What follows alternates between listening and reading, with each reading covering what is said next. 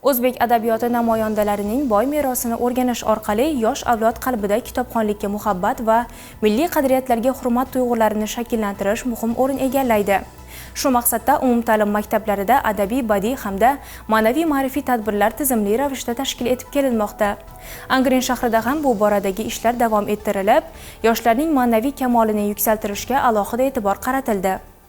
Angren shahridagi 7-sonli umumta'lim maktabida Tog'ay Murod tavalludining 78 hamda Muhammad Yusuf tavalludining 72 yilligi munosabati bilan Adabiyot yashasa millat yashaydi mavzusida adabiyot festivali o'tkazildi. Uchrashuvda Ma'suma Ahmedova va Nazira Assalom ishtirok etib, o'quvchi va pedagoglar, shuningdek adabiyot ixlosmandlari bilan samimiy suhbatlar qurdilar.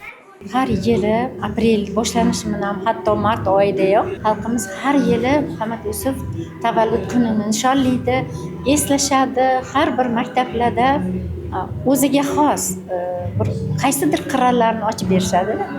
Men shunga hayron qolamanki, betakror bir tadbirlar bo'lib o'tadi.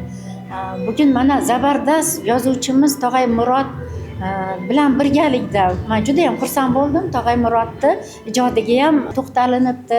Ya'ni mana shu Angren shahridagi 7-umumta'lim maktabini juda bir iste'dodli bolalarimiz bor ekan. Tog'ay Murod asarlarini qahramonlari bo'lib o'ynashdi.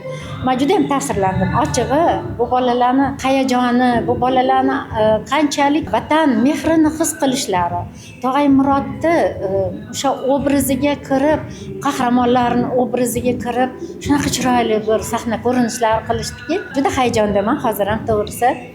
Va parallel ravishda O'zbekiston xalq shoiri Muhammad Yusuf ijodiga ham juda chiroyli to'xtalishyapti. Kechaning badiiy qismida sahna ko'rinishlari, she'rlar, kuy va qo'shiq, raqslar ijro etildi. Jumladan Muhammad Yusuf hayoti va ijodiga bag'ishlangan chiqishlar hamda Tog'ay Murod asari asosidagi sahnalashtirilgan epizodlar tomoshabinlar e'tiboriga havola qilindi.